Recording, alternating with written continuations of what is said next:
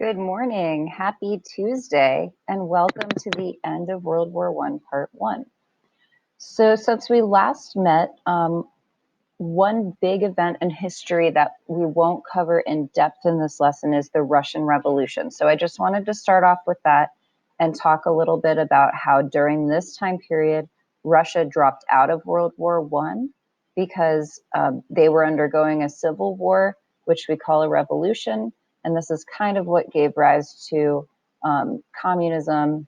And we'll go into that more in depth in another lesson.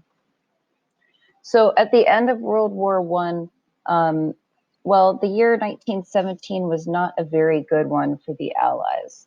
The Allies had been badly defeated on the Western Front, and since Russia had withdrawn from the war in a few months into 1918, late 1917, things weren't going well for the Allies.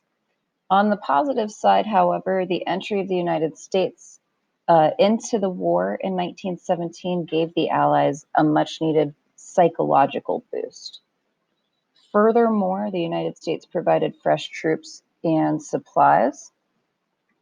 Russia's withdrawal offered Germany new hope for a successful end to the war. Germany was now free to focus entirely on the Western Front, and Erich Ludendorff, who was a German military leader, decided to make one final gamble, a grand offensive in the West. He was hoping to break the military stalemate. However, Germany was running low on provisions as they were going into this grand offensive.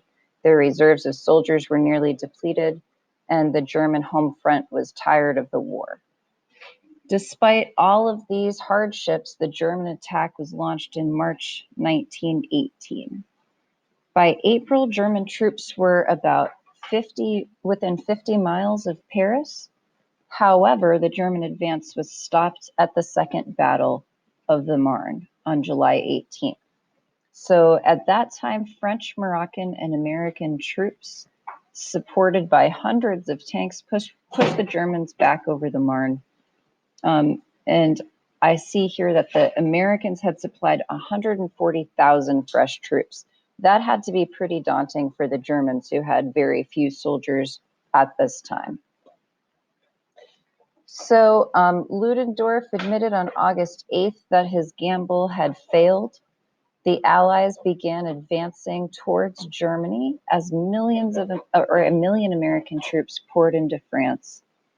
And on September 29th, 1918, General Ludendorff told German leaders the war was lost. He demanded that the government ask for peace at once.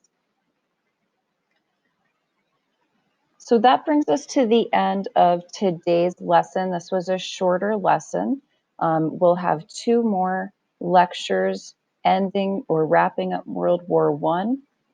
I hope that you enjoyed today's lesson, and please email me if you have any questions. Thank you. Have a good day.